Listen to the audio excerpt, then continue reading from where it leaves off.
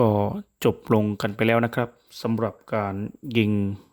ทดสอบเป้ากระสุนที่ระยะ50 เมตรด้วยกระสุนหัวรูความเร็วลูกกระสุน 1,640 ฟุตต่อวินาทีน้ำหนักหัวกระสุน32 แกรนกดติดตามกด Subscribe ด้านล่างเพื่อไม่พลาดคลิปถัดไปสำหรับคลิปหน้าผมก็จะมายิงทดสอบ